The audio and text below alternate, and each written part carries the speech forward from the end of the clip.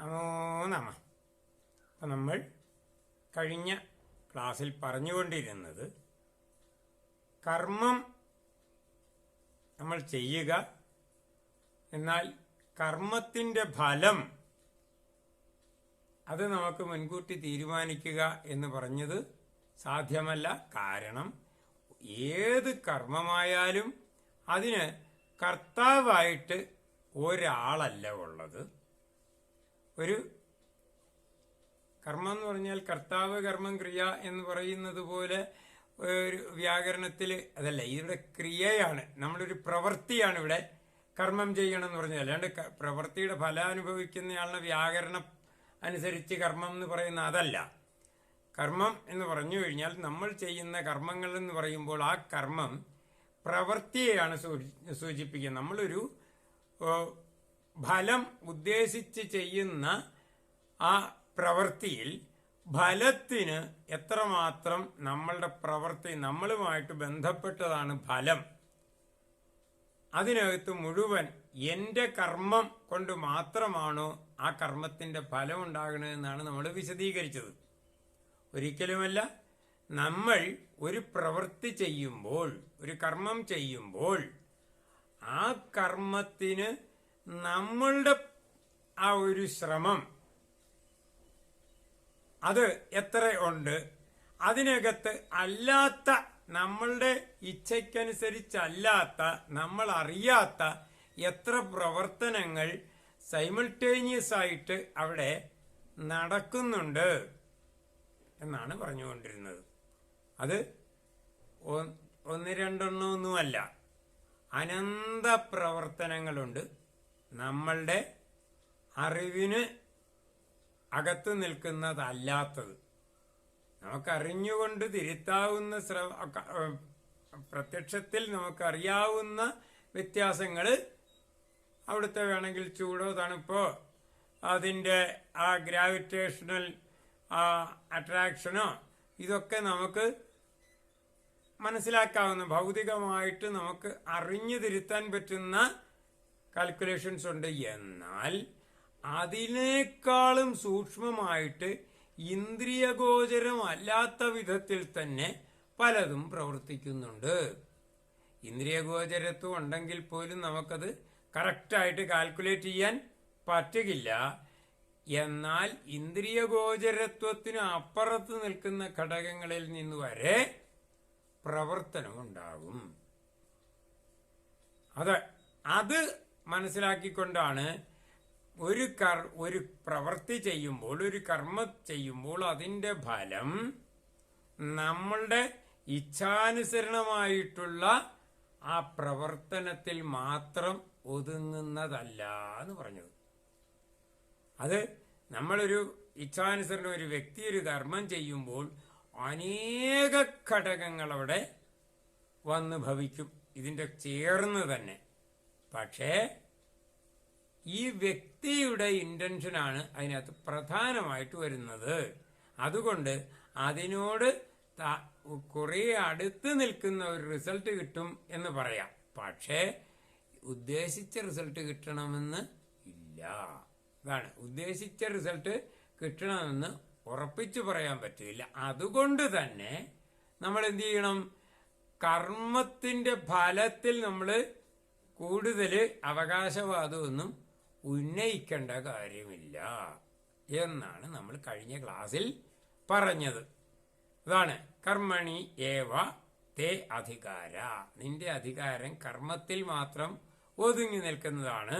അധികാരം എന്ന് പറഞ്ഞാൽ എന്താണെന്ന് പെട്ടെന്നൊരു സിമ്പിളായിട്ടൊരു ഉദാഹരണം പറഞ്ഞു. അധികാരം എന്ന് ഞാൻ മാറ്റം വരുത്താൻ കഴിവുള്ളതിനെയാണ് അധികാരം എന്ന് പറയുന്നത്. എന്ന് പറഞ്ഞാൽ ഒരു ബാങ്കിലെ കാഷ്യർ മുഴുവൻ ക്യാഷും കൈകാര്യം ചെയ്യണത് അയാളാണ്. പക്ഷെ അയാൾക്ക് തോന്നിയ പോലെ വേറെ ആർക്കും എടുത്ത് കൊടുക്കാൻ പറ്റില്ല. എൻ്റെ അക്കൗണ്ടിൽ നിന്ന് എത്ര പൈസ പോകണം എന്നുള്ളത് ഞാൻ കൊടുക്കുന്ന ചെക്ക് അനുസരിച്ച് കാശ് എണ്ണി വേറൊരാൾക്ക് കൊടുക്കുന്നതും ഒക്കെ ഈ ബാങ്കിലെ കാഷ്യറാണെങ്കിലും ആ ക്യാഷിൻ്റെ കാര്യത്തിൽ അയാൾക്ക് അധികാരമില്ല. പക്ഷെ ഈ കാശിൽ പോലും തൊടാത്ത എനിക്കാണ് അധികാരം. അതുകൊണ്ട് കർമ്മത്തിന് അവിടെ ബാങ്കിലെ കാഷ്യർക്ക് ആ ക്യാഷിന്റെ പുറത്ത് എത്രമാത്രം അധികാരമുണ്ടോ അതുപോലെയാണ് അധികാരം എന്ന് പറയുന്നത് നമുക്ക് ഇച്ഛാപൂർവമായിട്ട് മാറ്റാം. അപ്പൊ എനിക്ക് ഞാൻ ക്യാഷിൽ തൊടുന്നില്ലെങ്കിൽ പോലും എനിക്കതിൻ്റെ പുറത്ത് അധികാരമുണ്ട്. മാറ്റം വരുത്താൻ കഴിയുമ്പോഴാണ് അധികാരം എന്ന് പറയുന്നത്. അപ്പൊ കർമ്മത്തിൽ നമുക്ക് മാറ്റം വരുത്താം. വേണമെങ്കിൽ ചെയ്യാം, വേണമെങ്കിൽ ചെയ്യാതിരിക്കാം. അങ്ങനെ ചെയ്യുകയോ ചെയ്യാതിരിക്കുകയോ, അല്ലെങ്കിൽ കുറച്ച് ചെയ്തിട്ട് ബാക്കി ചെയ്യാതിരിക്കാം, അല്ലെങ്കിൽ ചെയ്യുന്ന രീതിക്കൊരു മാറ്റം വരുത്താം. ഇങ്ങനെയൊക്കെ നമ്മൾ ഒരു കാര്യത്തെ ഉദ്ദേശിച്ചുകൊണ്ട് നമ്മളുടെ ആ പ്രവൃത്തിയിൽ, ആ കർമ്മത്തിൽ മാറ്റം വരുത്താൻ പറ്റും. അതുകൊണ്ടാണ് അധികാരം കർമ്മത്തിൽ മാത്രമാണ് എന്ന് പറഞ്ഞത്. മാഫലേഷു. എന്നാൽ ഈ ഫലം നമ്മൾ ഉദ്ദേശിക്കുന്ന ഫലം നമ്മളുടെ ചെയ്യുന്ന പ്രവൃത്തിയായിട്ട് കറക്റ്റായിട്ട് ജോയിൻ ചെയ്ത് പോകുന്നില്ല, ഒത്തൊരുമിച്ച് പോകുന്നില്ല എന്നുള്ളത് കൊണ്ട് എനിക്കിനി ഇതൊന്നും ചെയ്യാൻ കഴിയില്ല എന്ന് വെക്കാൻ പറ്റുമോ? അത് പറ്റില്ല. അങ്ങനെ ചെയ്യാൻ പാടില്ല. നിനക്ക് പിന്നെ ചെയ്യാൻ പറ്റുന്ന മാ കർമ്മഫലഹേതുർഭു. ഈ കർമ്മഫലത്തിന്റെ കാരണക്കാരൻ ഞാനാണെന്ന് വിശ്വസിച്ചുകൊണ്ട് അഹങ്കരിക്കുകയോ അല്ലെങ്കിൽ അതിനെ സങ്കടപ്പെടുകയോ ചെയ്യേണ്ട കാര്യമില്ല. പക്ഷേ എന്നാൽ ഇതെനിക്ക് മുഴുവനായിട്ട് അവകാശപ്പെടുന്നതല്ല, അത് കാരണം ഞാൻ ഒന്നും ചെയ്യുന്നുമില്ല എന്ന് പറയാനും പാടില്ല എന്നാണ് അതിൻ്റെ അർത്ഥം.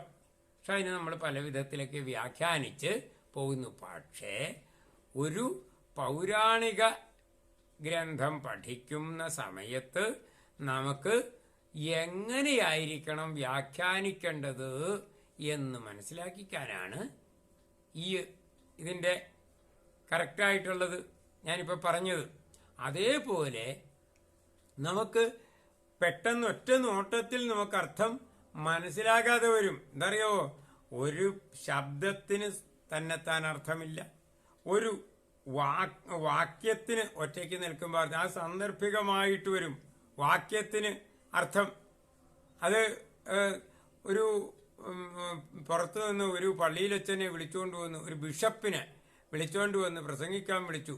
അപ്പോൾ മദ്യത്തിന്റെ കുഴപ്പങ്ങളൊക്കെയാണ് പറഞ്ഞുകൊണ്ടിരിക്കുന്നത്. മനുഷ്യന്റെ സംസ്കാരത്തെ ഈ മദ്യം എത്ര കണ്ട് മാറ്റം വരുത്തും എന്നൊക്കെ പറഞ്ഞുകൊണ്ടിരിക്കുന്നതിൻ്റെ ഇടയ്ക്ക് അദ്ദേഹം ചോദിച്ചു, ഉദാഹരണത്തിന് നമ്മളുടെ ഒരു നാട്ടിൽ ചെന്നാൽ എത്രയുണ്ട് ഇവിടുത്തെ ഷാപ്പുകളുടെ എണ്ണം എന്ന് നോക്കിക്കഴിഞ്ഞാൽ തന്നെ ഇവിടുത്തെ സംസ്കാരം ശരിക്ക് മനസ്സിലാക്കാൻ കഴിയും. ഇത്ര അകലത്തിൽ ഷാപ്പുകളുണ്ട് എന്നൊക്കെ പറയുന്ന കൂട്ടത്തിൽ അദ്ദേഹം പറഞ്ഞു, ഉദാഹരണം ഇവിടെ അടുത്ത് എവിടെയാണ് ഏറ്റവും അടുത്ത് ഷാപ്പുള്ളത് എന്ന് ഈ ബിഷപ്പ് ചോദിച്ചു. ഇങ്ങനെ പറയുന്നതിൻ്റെ ഇടയ്ക്ക്. പക്ഷേ പിറ്റേ ദിവസത്തെ പത്രങ്ങളിലൊക്കെ വന്നത് ഇന്ന സ്ഥലത്ത് പ്രസംഗിക്കാൻ ചെന്നപ്പോൾ ബിഷപ്പ് ചോദിച്ചത് അവിടെ അടുത്ത് എവിടെയാണ് ഷാപ്പുള്ളത് എന്നാണ് ചോദിച്ചത് എന്ന് പറഞ്ഞാൽ ബിഷപ്പിന്റെ ഉദ്ദേശശുദ്ധിയെ നേരെ മറ്റു ഒരു സെന്റൻസ് മുഴുവൻ ചോദിച്ച സെന്റൻസ് പറഞ്ഞു. ഇത് പറഞ്ഞതല്ലേ ബിഷപ്പ്? ചോദിച്ചതല്ലേ എന്ന് ചോദിച്ചാൽ ചോദിച്ചതാണ്. പക്ഷെ എന്തിനാണ് ചോദിച്ചതെന്നൊക്കെയുള്ള അതുപോലുള്ള വളച്ചൊടിക്കലുകളാണ് നമ്മൾ പലപ്പോഴും പല കാര്യത്തിലും നമ്മളുടെ ഈ രാഷ്ട്രീയത്തിൽ എപ്പോഴും കാണുന്നതാണ്. നമുക്കിത് ഉദാഹരണം പറയാൻ വളരെ എളുപ്പമുണ്ട്. പക്ഷേ നമ്മൾ പഠിക്കുന്ന കാര്യത്തിലും പല ഉദ്ദേശം കൊണ്ട് പല വിധത്തിൽ വ്യാഖ്യാനിച്ചാണ് പോകുന്നത്. ഇനി ഉദ്ദേശം വേറെ, ആ ഉദ്ദേശ ലക്ഷ്യം ഒന്നും വയ്ക്കാതെ തന്നെ മാറ്റണം. ഇങ്ങനെ തീരുമാനങ്ങളെ തങ്ങളുടെ വഴിക്ക് കൊണ്ടുവരാൻ വേണ്ടിയിട്ട് മാറ്റം വരുത്തുന്നു എന്നുള്ളതല്ലാതെ നമ്മൾ ശരിയായിട്ടുള്ള അറിവില്ലായ്മ കൊണ്ടും ഇതുപോലെ മാറ്റം വരും. ഉദാഹരണത്തിന് ഈ ഗീതയിലെ തന്നെ വേറൊരു ശ്ലോകത്തില് വ്യവസായാത്മിക ബുദ്ധിരേകേഹ കുരുനന്ദന ബഹുശാഖാഹ്യനന്താശ്ച ബുദ്ധയോ അവ്യവസായിനാം ഒരു ശ്ലോകം. ഞാൻ വളരെയധികം വ്യാഖ്യാനങ്ങൾ നോക്കിയപ്പോഴും എല്ലാം പറഞ്ഞിരിക്കുന്നത് ഇവിടെ സ്ഥിരമായിട്ട് നിൽക്കുന്ന ബുദ്ധി ഒന്നേ ഉള്ളൂ എന്നാണ് പറഞ്ഞിരിക്കുന്നത്. എന്നാൽ അതങ്ങനെ എടുത്തു കഴിഞ്ഞാൽ എങ്ങനെയാണ് ശരിയാകുന്നത്? വ്യവസായാത്മിക ബുദ്ധിര് ഏകേഹ കുരുനന്ദന ബഹുശാഖാഹ്യനന്താശ്ച ബുദ്ധയോ അവ്യവസായിനാന്ന് പറഞ്ഞപ്പോൾ സ്ഥിരമായിട്ട് നല്ല വിധത്തിൽ പുരോഗമിക്കുന്നതായിട്ടുള്ള ബുദ്ധി ഒന്നേ ഉള്ളൂ. എന്നാൽ എല്ലാവരും കാട് കയറി ചിന്തിച്ചു പോയിട്ട് ബഹുശാഖാഹ്യനന്താശ്ച ബുദ്ധയോ അവ്യവസായിന. അപ്പൊ നമ്മളുടെ ഈ കാട് കയറി ചിന്തിച്ചു പോകുന്നത് കാരണം നമ്മളുടെ ഉത്തമമായിട്ടുള്ള ബുദ്ധിക്ക് വിഘാതം വന്നിട്ട് വലിയ പ്രശ്നം ഉണ്ടാക്കുന്നു എന്നൊക്കെ അർത്ഥം പറഞ്ഞ് ഇങ്ങനെയൊന്നും അല്ല അതിൻ്റെ അർത്ഥം. ഒരു വലിയ കാര്യം പഠിപ്പിക്കാനാണ് അവിടെ ആ ശ്ലോകമുള്ളത്. എന്താണ് എന്ന് നമുക്ക് ഇന്ന് അതൊന്ന് നോക്കാം. എന്താണ്? വ്യവസായാത്മിക ബുദ്ധി ഏകേഹ കുരുനന്ദനാഹി. എന്താണ് പറയുന്നത്? ഹേ കുരുനന്ദന, ഇഹ വ്യവസായാത്മിക ബുദ്ധി ഏക. എന്താണ് ഇവിടെ എന്ന് പറഞ്ഞാൽ പ്രപഞ്ചത്തിൽ. അല്ലാണ്ട് ഏതെങ്കിലും നിൽക്കുന്ന ഏതെങ്കിലും ഒരാൾ പറയണ അയാളുടെ വീട്ടിലാണോ? അല്ല. ഇവിടെ ഇവിടെ ഉദ്ദേശിക്കുന്ന അവിടെ പ്രപഞ്ചത്തിൽ വ്യവസായാത്മിക ബുദ്ധി ഏകയേവ. അവിടെ ഒന്ന് മാത്രമേ ഉള്ളൂ. എങ്ങനെയുള്ളത്? വ്യവസായാത്മിക ബുദ്ധി. മറ്റതൊക്കെ നമുക്കറിയാവുന്ന വാക്കാണ്. ഈ വ്യവസായാത്മികത്തിലാണ് നമുക്കറിയാൻ മേലാത്ത എന്തെങ്കിലും പറഞ്ഞിട്ടുണ്ടെങ്കിൽ. വ്യവസായം എന്തൊക്കെയാണെങ്കിലും അത് ചരമാണോ സ്ഥിരമാണോ എന്ന് ചോദിച്ചാൽ വ്യവസായത്തിൽ ചരമാണ്, എന്ന് വെച്ചാൽ പ്രവർത്തിക്കുന്നതാണ്, അല്ലേ? അല്ലാണ്ട് സ്ഥിരബുദ്ധി എന്ന് ഒരിക്കലും വ്യവസായത്തിന് പറയാൻ പറ്റുകയില്ല. അപ്പോൾ വ്യവസായാത്മികം എന്ന് പറഞ്ഞാൽ പ്രവർത്തിക്കുന്ന ബുദ്ധി എന്നേ എടുക്കാൻ പറ്റുള്ളൂ. അതങ്ങനെയല്ലാണ്ട് അവിടെ സ്ഥിരമായിട്ടുള്ള ഉറച്ച ബുദ്ധി എന്നൊക്കെ പറഞ്ഞത് കൊണ്ടാണ് മറ്റു വശം തെറ്റിപ്പോയത്. അപ്പോൾ വ്യവസായാത്മിക ബുദ്ധി, പ്രവർത്തിക്കുന്ന ബുദ്ധി. ഹേ കുരുനന്ദന, ഇഹ വ്യവസായാത്മിക ബുദ്ധി ഏക. ഇവിടെ ഒന്നേ ഉള്ളൂ. പിന്നെ എന്താണ്? ബഹുശാഖാഹ്യനന്താശ്ച ബുദ്ധയോ. പല ബുദ്ധികളും പിരിഞ്ഞ് അനന്ത കോടി ബുദ്ധികളുള്ളതായിട്ട് നമ്മൾ കാണുന്നുണ്ട് ഈ പ്രപഞ്ചത്തിൽ. പക്ഷെ അതൊന്നും പ്രവർത്തിക്കുന്ന ബുദ്ധികളെ അല്ല എന്ന് പറഞ്ഞപ്പോൾ ആ വായിക്കുന്ന സംസ്കൃത പണ്ഡിതന് കാര്യം മനസ്സിലായില്ല. സംസ്കൃതത്തിൽ പാണ്ഡിത്യമുണ്ട് എന്ന് പറഞ്ഞുകൊണ്ട് കാര്യം മനസ്സിലാകണമെന്നില്ല എന്നർത്ഥം. ഫിസിക്സ് പുസ്തകം ഇംഗ്ലീഷിലാണ് അച്ചടിച്ചിരിക്കുന്നത്. ഇതൊന്ന് വായിച്ചതൊന്ന് നമ്മളെ ഒന്ന് പഠിപ്പിക്കുക എന്ന് പറഞ്ഞൊരു ഇംഗ്ലീഷ് പ്രൊഫസറുടെ അടുക്കെ കൊണ്ടുവന്നിച്ച് ഫിസിക്സിന്റെ ഒരു ഹയർ സ്റ്റാൻഡേർഡിലുള്ള ഒരു ബുക്ക് കൊടുത്തിട്ട് ഇതൊന്ന് എന്നെ പഠിപ്പിക്കണം എന്ന് പറഞ്ഞു കഴിഞ്ഞാൽ അദ്ദേഹത്തിന്റെ ഇംഗ്ലീഷ് പരിജ്ഞാനം കൊണ്ട് ഇത് പഠിപ്പിക്കാൻ പറ്റുകയില്ല എന്ന് പറഞ്ഞതുപോലെയാണ് നമ്മളുടെ ഈ ശാസ്ത്രീയമായിട്ടുള്ള കാര്യങ്ങൾ സംസ്കൃത പരിജ്ഞാനം കൊണ്ട് മനസ്സിലാകുന്നതല്ല. അതുകൊണ്ട് തന്നെ ഇവർക്ക് ഈ വാക്കുകളുടെ അർത്ഥം വെച്ചുകൊണ്ട് വല്ലതുമൊക്കെ പറയും. എന്നാൽ ഇവിടെ അങ്ങനെ പറഞ്ഞാലൊന്നും ഇത് മനസ്സിലാകില്ല. പല ബുദ്ധികളും അനന്തമായിട്ട് ഇരിക്കുന്ന പിരിഞ്ഞു പോയിട്ടുള്ള ബുദ്ധികൾ ഒന്നും പ്രവർത്തിക്കുന്നതല്ല. പക്ഷെ നമ്മൾ കാണുന്നുണ്ട്, പ്രവർത്തിക്കുന്നില്ല എന്നൊക്കെ പറഞ്ഞാൽ ആളുകൾക്ക് മനസ്സിലാകാത്ത കൊണ്ടാണ് നമ്മൾ എന്നാൽ നല്ല വിധത്തിലായിക്കോട്ടെ, നല്ല വിധത്തിൽ ചിന്തിക്കുന്ന ബുദ്ധി വളരെ കുറച്ചേ ഉള്ളത്. പക്ഷേ കാട് കയറി ചിന്തിച്ച് എല്ലാം കുഴപ്പമാക്കുന്ന ബുദ്ധികളാണ് കൂടുതലുള്ളതെന്നൊക്കെ പറഞ്ഞ ഒരു സാധാരണ കണ്ടുവരുന്ന കാര്യത്തെ വ്യാഖ്യാനിക്കുന്ന പോലെ കൊണ്ട് വ്യാഖ്യാനിച്ചു വന്ന അങ്ങനെയല്ല. ഇവിടെ എന്താണ്? അനന്ത ശാഖകളായിട്ട് പിരിഞ്ഞ ആ ബുദ്ധികൾ നമ്മൾ കാണുന്നുണ്ട്, ഇങ്ങനെ ബുദ്ധികൾ. പക്ഷെ അതൊന്നും ഉള്ളതല്ല എന്നാണ് പറഞ്ഞത്. ഉള്ളത് വ്യവസായാത്മിക ബുദ്ധി, പ്രവർത്തിക്കുന്ന ബുദ്ധി ഒന്നേ ഉള്ളൂ. മറ്റതെല്ലാം പ്രവർത്തിക്കുന്നു എന്നുള്ള ഒരു ധാരണ നമ്മളിൽ ജനിപ്പിക്കും, പക്ഷെ ഉള്ളതല്ല എന്നാ പറഞ്ഞത്. എന്താണ് അതിൻ്റെ ശരിക്കും മനസ്സിലാക്കാൻ നമ്മൾ ഉദാഹരണം എന്തെടുക്കണം? എല്ലാത്തിനും ആത്മീയത്തിൽ ഏറ്റവും പ്രധാനമായിട്ട് വരുന്നത് സ്വപ്നമാണ്. സ്വപ്നം ഉദാഹരണമായിട്ട് എടുക്കുമ്പോൾ നമ്മൾ സ്വപ്നത്തിൽ നമ്മൾ വളരെയധികം ആളുകളോട് സംവദിക്കുന്നുണ്ട്. നമ്മൾ പ്രഭാഷണം നടത്താൻ പോകുമ്പോൾ പലരും കൈയടിക്കുന്നുണ്ട്, ചില സ്ഥലത്ത് ചെല്ലുമ്പോൾ കൂവി വിടും, അതും ഉണ്ടാകാം. അപ്പോൾ അങ്ങനെ വരുമ്പോൾ ഈ ആളുകൾ കൂവിയതോ കൈയടിച്ചതോ ഒക്കെ എന്താണ്? ഈ സ്വപ്നത്തിൽ ചില സ്ഥലത്ത് ചെല്ലുമ്പോൾ ആയിരക്കണക്കിന് ആളുകളെ നമുക്ക് അഭിസംബോധന ചെയ്ത് സംസാരിക്കാൻ അവസരം കിട്ടും. ചില സ്ഥലത്ത് കുറച്ചു പേരെ കാണുള്ളൂ. ഇതൊക്കെ എന്താണ്? ഉണർന്നു പോകുമ്പോഴാണ് ഇതെല്ലാം ഒരു സ്വപ്നമായിരുന്നു എന്ന് നമ്മൾ പറയും. പക്ഷേ സ്വപ്നത്തിന്റെ അവസ്ഥ എന്താണ്? സ്വപ്നത്തിന്റെ അവസ്ഥ എന്ന് പറഞ്ഞാൽ സ്വപ്നമായിരുന്നു എന്നൊരവസ്ഥയുള്ളൂ. സ്വപ്നം ആണ് എന്നൊരവസ്ഥയ്ക്ക് പ്രസക്തിയില്ല. അത് സ്വപ്നം കണ്ടുകൊണ്ടിരിക്കുന്ന സമയത്ത് ആർക്കും അത് സ്വപ്നമാണ് എന്ന് വിചാരിച്ചല്ല കാണുന്നത്. ഒരു സിനിമയ്ക്ക് ടിക്കറ്റ് എടുത്ത് സിനിമ കാണാൻ കയറിയിരിക്കുന്ന ആള് കാണുന്നത് പോലെയല്ല സ്വപ്നം കാണാൻ നമ്മൾ ആ സ്വപ്നത്തിലേക്ക് കയറുന്നത്. സ്വപ്നത്തിലേക്ക് കയറുമ്പോൾ നമ്മൾ വേറൊരു ജീവിതത്തിലേക്കാണ് കയറുന്നത്. അത് നമുക്ക് ശരിക്ക് എല്ലാം യാഥാർത്ഥ്യം എന്നുള്ള അനുഭവം ആയിട്ടാണ് തോന്നുക ആ സമയത്ത്. പക്ഷെ ഉണർന്നു കഴിഞ്ഞപ്പോൾ മാത്രമാണ് സ്വപ്നം ആയിരുന്നു എന്ന് പറയുന്നത്. അപ്പോൾ സ്വപ്നം ആണ് എന്നൊരവസ്ഥ ഇല്ല, ജീവിതം ആണ് എന്ന് മാത്രമേ അവസ്ഥയുള്ളൂ. പക്ഷെ അത് മാറിക്കഴിയുമ്പോൾ, ഉണർന്നു കഴിയുമ്പോഴാണ് സ്വപ്നമായിരുന്നു എന്നുള്ളത്. ആ ഉണരുന്നത് വരെ ജീവിതം ആണ് എന്നാണ് വരിക. അപ്പോൾ ഈ ജീവിതം എന്ന് പറയുന്നതും സ്വപ്നം എന്ന് പറയുന്നതും തമ്മിൽ യാതൊരു വ്യത്യാസവും ഫലത്തിലില്ല. പക്ഷെ എന്താണ്, ഈ ജീവിതത്തിൽ നിന്ന് ഉണർന്നു കഴിയുമ്പോൾ ആണ് ഇതൊരു സ്വപ്നമായിരുന്നു എന്ന് നമ്മൾ പറയുന്നത്. അതുകൊണ്ട് ഇപ്പോൾ അനുഭവിച്ചുകൊണ്ടിരിക്കുന്ന ഈ ജീവിതം എന്ന് പറയുന്നത് സ്വപ്നമാണോ അല്ലയോ എന്ന് പറയാൻ നമുക്ക് അധികാരമില്ല. എപ്പോഴേ നമുക്കിത് സ്വപ്നമായിരുന്നു എന്ന് പറയേണ്ട അവസരം, ഉണർന്നു കഴിയുമ്പോൾ നമ്മൾ പറയുമോ ഇതൊരു സ്വപ്നമായിരുന്നു എന്ന് പറയും. ഇത്രയുള്ള വ്യത്യാസം. അനുഭവിക്കുന്ന സമയത്ത് അത് സ്വപ്നമല്ല, അത് ജീവിതം ആണ്.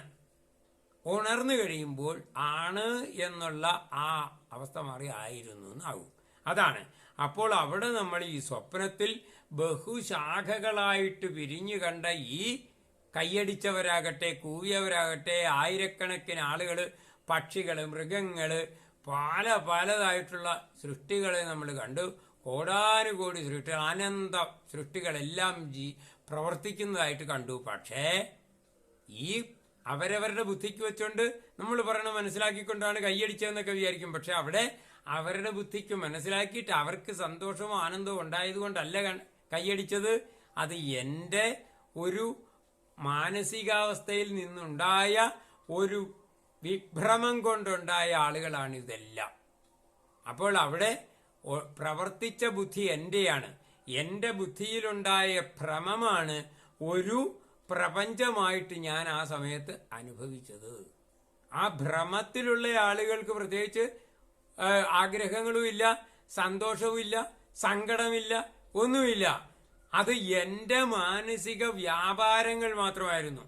പ്രവർത്തിച്ച ബുദ്ധി എൻ്റെ മാത്രമായിരുന്നു. അതാണ് ഇവിടെ ഈ ശ്ലോകത്തിൽ പറയുന്നത്.